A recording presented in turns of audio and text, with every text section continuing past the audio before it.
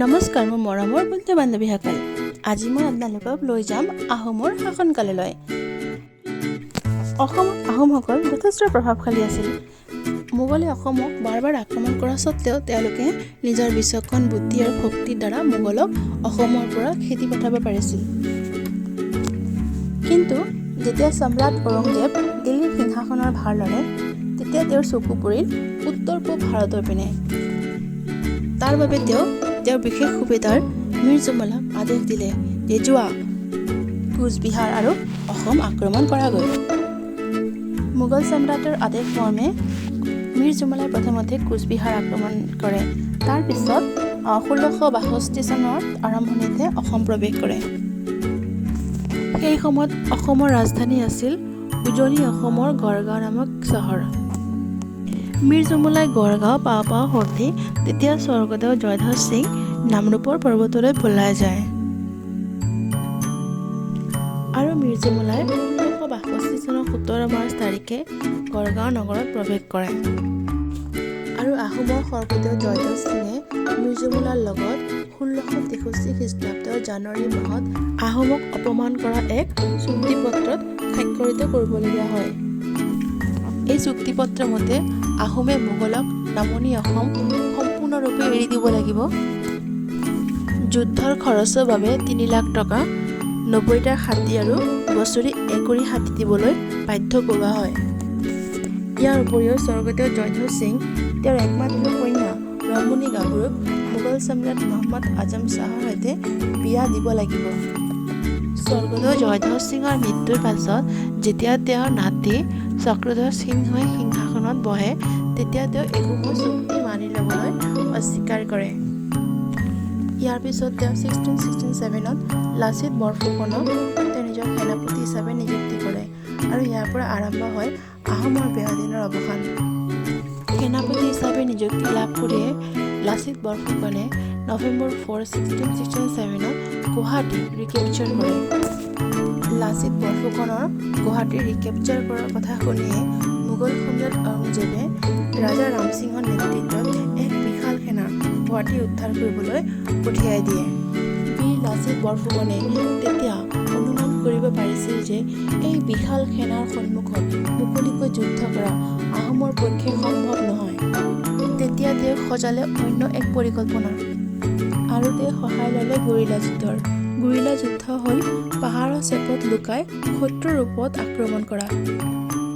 তাৰপিছত তেওঁ অপেক্ষা কৰিলে বাৰিষা দিনৰ বাবে, কাৰণ তেওঁ জানিছিল যে বাৰিষা কালত মোগলক হেৰুওৱা অত্যন্ত সহজ। বীৰ লাচিতৰ এই পৰিকল্পনা আহোমৰ ৰজাৰ পচন্দ হোৱা নাছিল। তেওঁৰ নিৰ্দেশ আছিল যে যিমান সোনকালে পাৰা মোগলৰ ওপৰত আক্ৰমণ কৰা। বীৰ লাচিত বৰফুকনৰ যুদ্ধৰ বাবে ইচ্ছা নথকা স্বত্বেও ৰজাৰ আদেশটো পালন কৰিবই লাগিব। ফলস্বৰূপে আৰম্ভ হ'ল মোগল আৰু আহোমৰ মাজৰ এক মুকলি যুদ্ধৰ, যি যুদ্ধৰ নাম ইতিহাসৰ পাতত আলবৈ যুদ্ধ হিচাপে পৰিচিত। যুদ্ধৰ ফলত আহোম সেনাৰ বিস্তৰ ক্ষতিসাধন হয়। ইতিহাসত থকা তথ্য অনুসৰি প্ৰতিদিনত 10,000তকৈ বেছি আহোম সেনা মৃত্যুমুখত পতিত হৈছিল। ইয়াৰ পিছত 2 বছৰ মান লাচিত বৰফুকন আৰু অতন বৰগোহাঁয়ে ৰাজ্যৰ অস্ত্ৰ-শস্ত্ৰ, সামৰিক বাহিনী, নৌ-বাহিনী ইত্যাদি শক্তিশালী কৰিবৰ বাবে উঠি পৰি লাগিল। 1670ত যেতিয়া চক্ৰধ্বজ সিঙৰ মৃত্যু হয়, তেওঁৰ মৃত্যুৰ পিছত উদয়াদিত্য সিঙে 1671ত ৰাজসিংহাসনৰ ভাৰ গ্ৰহণ কৰে। ভাৰ গ্ৰহণ কৰিয়ে তেওঁ লাচিত বৰফুকনক আদেশ দিয়ে যে মোগলৰ বিৰুদ্ধে পুনৰ যুদ্ধ কৰিব লাগে। আলবাই যুদ্ধৰ পৰা সিহঁতে এটা কথাই বুজি পাইছিল যে মোগলসকল যিহেতু সকলো ফালৰ পৰা শক্তিশালী আছিল, সেইকাৰণে মোগলসকলক মুকলিভাৱে যুদ্ধ কৰি ইহঁতক পৰাস্ত কৰা ইহঁতৰ পক্ষে সম্ভৱ নহয়। সেইকাৰণে আহোমসকলে নৌসেনাত যথেষ্ট গুৰুত্ব আৰোপ কৰিছিল। পাহাৰীয়া অঞ্চলত যিহেতু মোগলসকল যথেষ্ট দুৰ্বল, সেইকাৰণে ইহঁতে গুৱাহাটীক ৰণক্ষেত্ৰ হিচাপে বাছনি কৰিছিল। আৰু তেওঁ মোগলসকলৰ গতিবিধি লক্ষ্য কৰিবৰ বাবে গুৱাহাটীত বিভিন্ন ধৰণৰ গড় নিৰ্মাণ কৰাইছিল। গড় নিৰ্মাণৰ দায়িত্ব অৰ্পণ কৰিছিল তেওঁ নিজৰ মোমায়েকক। কিন্তু মোমায়েকে কামত গাফিলতি কৰাৰ বাবে তেওঁ মোমায়েকৰ শিৰচ্ছেদ কৰি বনুৱাসকলক উদাহৰণ দিছিল আৰু কৈছিল যে দেশতকৈ মোমাই ডাঙৰ নহয়। আৰু বনুৱাসকলে ততাতৈয়াকৈ এক ৰাতিৰ ভিতৰত দুৰ্গ নিৰ্মাণ কৰে। মোগলসকলে গুৱাহাটীলৈ আহি দেখিলে যে চাৰিওফালৰ পৰা গড় নিৰ্মাণ কৰা আছে।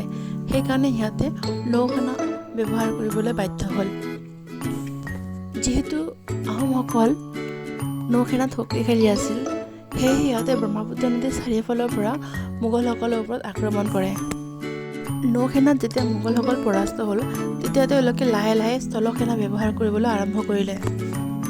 মানসিকভাৱে ভাগি পৰা স্থলসেনাতো মোগলসকল লাহে লাহে পৰাস্ত হ'বলৈ আৰম্ভ কৰিলে। মোগলৰ সৈতে যুদ্ধ চলাকালীন সময়ত বীৰ লাচিত বৰফুকন প্ৰচণ্ড বেমাৰত ভুগি আছিল। কিছু কিছু ঠাইত মোগল সেনাও জিকিছিল। আহোম সৈন্যসকলে যেনেকুৱা পৰিকল্পনা কৰিছিল, সেই পৰিকল্পনাসমূহ সম্পূৰ্ণৰূপে সফল হোৱা নেদেখি সিহঁতে যুদ্ধক্ষেত্ৰৰ পৰা পলায়ন কৰিব আৰম্ভ কৰিছিল। কথাখিনি যেতিয়া বীৰ লাচিতে গম পালে, তেতিয়া তেওঁ নিজৰ অসুস্থতাক আওকাণ কৰি যুদ্ধক্ষেত্ৰত নামি আহিল। আৰু যিসকল সৈন্য পলাই যাব খুজিব বিচাৰিছিল, সিহঁতক তেওঁ এটা কথাই ক'লে যে তোমালোকে যদি যুদ্ধক্ষেত্ৰ এৰি পলাই যাব বিচাৰিছা তোমালোকে যোৱা, কিন্তু ৰজাক গৈ এটা কথাই ক'বা যে সিহঁতৰ সেনাপতি নমৰালৈকে যুদ্ধ কৰিয়েই যাব। সৈন্যসকলে লাচিত বৰফুকনৰ এই দৃঢ় আত্মবিশ্বাস দেখি সিহঁতে যুদ্ধ কৰিবলৈ আকৌ আগবাঢ়ি আহিল। উত্তৰ পাৰে আমৰাজুলিত মোগলৰ নৌসেনাক আহোমসকলে আক্ৰমণ কৰে। ব্ৰহ্মপুত্ৰ নদীত ইটাখুলি, অশ্বতন্ত্ৰ আৰু কামাখ্যাত আহোম সৈন্য আৰু নাৱেৰে ভৰি পৰিল। আহোম সেনাই মোগল সেনাক সন্মুখ আৰু পিছফাল দুয়োফালৰ পৰা আক্ৰমণ কৰিছিল। পিছফালৰ পৰা আক্ৰমণ কৰাত মুনুৱাৰ খানৰ মৃত্যু হয়। মুনুৱাৰ খানৰ মৃত্যুৰ পিছত মোগল সৈন্যৰ মাজত হোৱা ধোৱা লাগি যায়। সেই যুদ্ধত মোগলৰ কেইবাজনো বিষয়াৰ লগতে 40,000 মোগল সৈন্যৰ মৃত্যু হৈছিল। অৱশেষত আহোমসকলে নিজৰ বুদ্ধিৰ দ্বাৰা শক্তিশালী মোগলসকলক পৰাস্ত কৰিবলৈ সক্ষম হ'ল। আৰু শৰাইঘাটৰ যুদ্ধৰ 1 বছৰ পিছত কলিয়াবৰত বীৰ লাচিতৰ মৃত্যু হয়। যুগ যুগ ধৰি অসমবাসীৰ জাতীয় চেতনাক জগাই অহা হে বীৰ, আপোনাক জনাইছোঁ অজস্ৰ প্ৰণাম। জয় হিন্দ, জয় আই অসম।